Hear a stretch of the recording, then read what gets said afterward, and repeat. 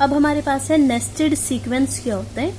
A sequence of intervals I N क्या है? सारे के सारे इंटरवल्स हैं। तो इस सीक्वेंस को नेस्टेड कब कहा जाता है? इफ या तो ये आई एन की सीक्वेंस इंक्रीजिंग हो या फिर डिक्रीजिंग हो, मतलब कि या तो I1 कंटेंट हो I2 में, I2 कंटेंट हो I3 में एंड सो ऑन, या फिर I1 कंटेन करता हो I2 को, I2 contains I3 and so on. अगर दोनों में से एक भी चीज पूरी हो जाए तो इस इंटरवल्स की सीक्वेंस को हम क्या कहते हैं? नेस्टेड। ठीक है, तो ये तो हो गई नेस्टेड सीक्वेंस की डेफिनेशन। अब इसके बाद एक थ्योरम है नेस्टेड इंटरवल प्रॉपर्टी या फिर कैंटर इंटरसेक्शन थ्योरम। स्टेटमेंट क्या है? If I N is a closed interval a n b n and this is a sequence of closed intervals. I n की सीक्वेंस है और सारे के सारे आई एन क्या है?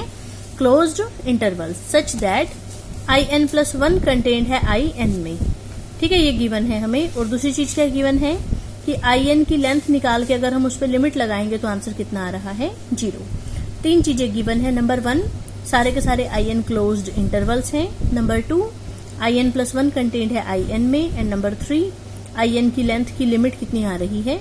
0 as n tends to infinity. Then हमें प्रूफ करना है कि इन सारे आई एन्स की इंटरसेक्शन में सिर्फ और सिर्फ एक ही पॉइंट कॉमन आना चाहिए। इट मीन्स इन सारे आई एन्स की इंटरसेक्शन एक सिंगलटन होनी चाहिए। सिंगलटन मीन्स कि इनकी इंटरसेक्शन में सिर्फ और सिर्फ एक ही पॉइंट कॉमन आएगा। ठीक है, अब देखो प्रूफ में हमने लिखा since I n plus one is a subset of I n plus one की वैल्यू पुट कर दी और फिर आई एन की वैल्यू पुट कर दी। अब हम इसका डायग्राम के हिसाब से बना के देखते हैं। देखो, मान लो मैंने एन की वैल्यू 1 ली, तो यहां से क्या होगा? A2 B2 इंटरवल सबसेट है क्लोज इंटरवल A1 B1 का। ठीक है, तो ये मान लो मैंने ले लिया A1 B1, ये हमारा हो गया A2 B2, फिर अगला हो गया A3 B3, फिर ऐसे ही चलते चलते एक हो गया AN BN, फिर हो गया AN plus one BN plus one, और इसी तरह से चलते जा रहे हैं। ठीक है, इस वाले हिसाब से आप देख सकते हो कि I1 इंटरवल सबसे बड़ा है, उससे छोटा है I2, उससे छोटा है I3, और इस तरह से फिर बीच में जाकर कहीं आएगा IN और फिर IN plus one and so on. ये क्या है? क्लोज इंटरवल A1 B1, वो सबसे बड़ा है, उससे छोटा क्लोज इंटरवल A2 B2। ठीक है, तो सबसे बड़ा है क्लोज इंटरवल A1 B1, उससे छोटा क्लोज इंटरवल A2 B2, उससे छोटा A3 B3, ऐसे ऐसे करके चलते जा रहे हैं। ठीक है, अब देखो ये जो A1 A2 A3 AN plus one, ये जो AN की सीक्वेंस है ये मोनोटोनिकली इंक्रीजिंग है। ठीक है ना, क्योंकि A1 छोटा है A2 से, A2 छोटा है A3 से, और ऐसे ही चलते जा रहे हैं। तो AN is a monotonically increasing sequence. और सारे के सारे AN किससे छोटे हैं? B1 से। ठीक है ना, सारे के सारे AN किससे छोटे हैं? B1 से। All ANs are less than equal to B1 for all n greater than equal to 1। इसका मतलब AN is a bounded above sequence. Bounded above, monotonically increasing तो यहीं से दिख रहा है। ठीक है, और सारे के सारे ANs छोटे हैं B1 से, तो बाउंडेड अबव भी हो गया। So this sequence is monotonically increasing and bounded above, and therefore this sequence is convergent by monotone convergence theorem. हमें पता है कोई भी सीक्वेंस अगर मोनोटोनिकली इंक्रीजिंग और बाउंडेड अबव हो तो वो कन्वर्जेंट होती है। और किसको कन्वर्ज करती है? अपने लीस्ट अपर बाउंड को। मान लो ये A को कन्वर्ज कर रही है सीक्वेंस। ठीक है, तो A किसको रिप्रेजेंट करेगा? Least upper bound of A N को। ठीक है, इसी तरह से B1 वाली सीक्वेंस के BN वाली सीक्वेंस के बारे में क्या पता चल रहा है? BN वाली सीक्वेंस के बारे में पता चल रहा है कि B1 बड़ा है B2 से, B2 बड़ा है B3 से। ठीक है, B1 बड़ा है B2 से, B2 बड़ा है B3 से and so on. So this is a monotonically decreasing sequence. तो जो हमारी BN है दैट इज मोनोटोनिकली डिक्रीजिंग। लेकिन सारे के सारे BN किससे बड़े हैं? A1 से। सारे के सारे BN किससे बड़े हैं? A1 से। इस वजह से BN सीक्वेंस क्या हो गई? Bounded below. सो ये मोनोटोनिकली डिक्रीजिंग भी है प्लस बाउंडेड बिलो भी है। सो देयरफॉर ये सीक्वेंस भी हमारी क्या हो गई? कन्वर्जेंट। मान लो ये किसको कन्वर्ज कर रही है? B को, तो B किसको रिप्रेजेंट करेगा? इस सीक्वेंस के ग्रेटेस्ट लोअर बाउंड को बाय मोनोटोन कन्वर्जेंस थ्योरम। ठीक है, तो ये सब देखो यहाँ बता रखा है। A के बारे में बताया, AN वाली सीक्वेंस के बारे में बताया, BN वाली सीक्वेंस के बारे में बताया, फिर लिखा है दस the sequence AN is monotonically increasing and bounded above by B1 and sequence BN is monotonically decreasing and bounded below by A1। Therefore ये दोनों सीक्वेंसेस हमारी कन्वर्जेंट हो गई। AN मान लो A को कन्वर्स कर रही है, BN मान लो B को कन्वर्स कर रही है, तो A किसको रिप्रेजेंट करेगा, AN वाली सीक्वेंस के लीस्ट अपर बाउंड को, और B किसको रिप्रेजेंट करेगा, BN वाली सीक्वेंस की ग्रेटेस्ट लोअर बाउंड को। ये सब हमने किससे लिखा, बाय मोनोटोन कन्वर्जेंस थ्योरम। ठीक है। नाउ एक और चीज हमें क्वेश्चन में दे रखी थी कि IN की लेंथ की लिमिट किसको अप्रोच कर रही थी, 0 को। IN की लेंथ कितनी होगी, IN क्या था, क्लोज इंटरवल AN BN, तो इसकी लेंथ कैसे निकालते हैं, दिस माइनस दिस, तो वो जाएगा BN माइनस AN। तो लेंथ ऑफ IN की जगह लिख दिया BN माइनस AN। इसकी लिमिट कितनी है, 0। BN की लिमिट B थी, AN की लिमिट A थी, तो लिमिट दोनों पे अलग अलग लग जाएगा। फिर पहले की वैल्यू B और अगले की वैल्यू A आ जाएगी। So B minus A is equal to 0, this implies B is equal to A।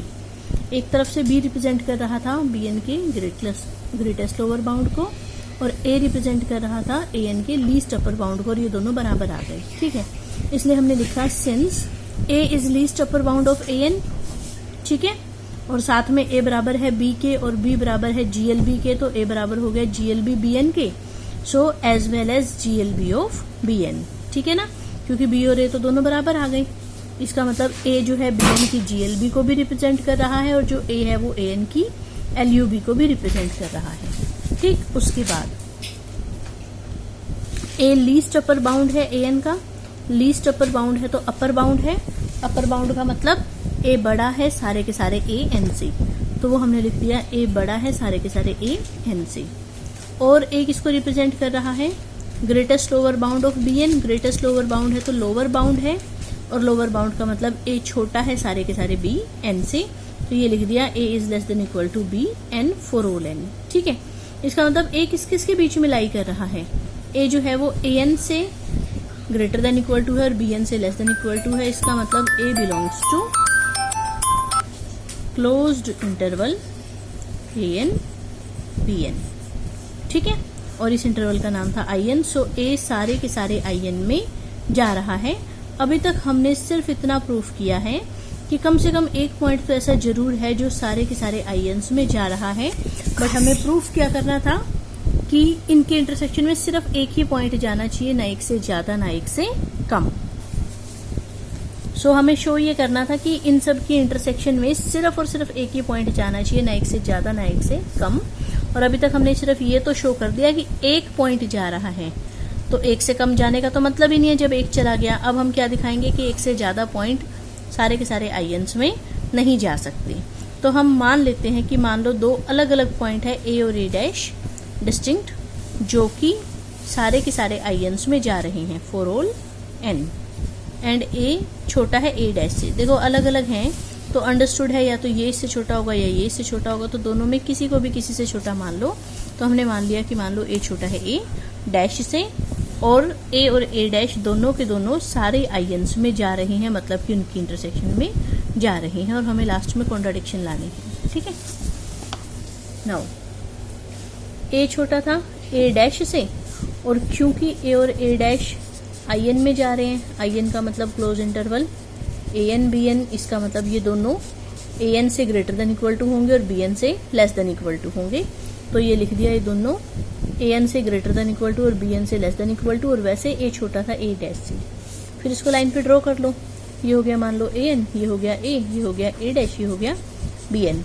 जितना इनका डिस्टेंस है और जितना इनका डिस्टेंस है, तो कौन सा डिस्टेंस कम है, इन दोनों का डिस्टेंस कम है। ठीक है, इसलिए हमने लिखा कि mode of A dash minus A, मतलब कि इन दोनों के बीच का डिस्टेंस कम है किससे, mode of BN minus AN से।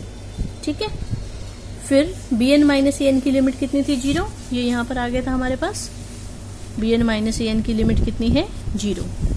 ठीक है, लिमिट की डेफिनेशन लगा दी कि for given epsilon greater than 0 there exist a positive integer m such that mod of this minus 0 is less than epsilon for all n greater than equal to m। Epsilon हमारी मर्जी है, हम कितना भी ले सकते हैं। तो मान लो हमने एप्सिलॉन कितना ले लिया, mode of A dash minus A। Understood है ये ग्रेटर देन 0 है, क्योंकि ये दोनों अलग अलग नंबर थे, उस वजह से ये 0 नहीं है, और क्योंकि मोड लगा हुआ है उस वजह से वो पॉजिटिव है। ठीक है, सो एप्सिलॉन हमने ले लिया mode of A dash minus A। तो यहाँ पर हमने एप्सिलॉन की वैल्यू पुट कर दी। ठीक है, तो ये बन गया mod of B N minus A N is less than mod of A dash minus A. यहाँ तो हम ये कह रहे थे ये इससे ग्रेटर है, और यहाँ हम ये कह रहे हैं ये इससे लेस है, so this is a contradiction. Contradiction क्यों आई? क्योंकि हमने माना कि दो अलग अलग पॉइंट ए और ए डैश इंटरसेक्शन आई एन में जा रहे हैं, सो अवर सपोजिशन इज रॉन्ग। इसका मतलब सिर्फ ए एक अकेला नंबर ऐसा है जो कि सारे के सारे आई एन्स में जा सकता है। इट मीन्स इन सारों की इंटरसेक्शन में सिर्फ और सिर्फ क्या जाएगा? ए जाएगा। So intersection I N is a singleton set.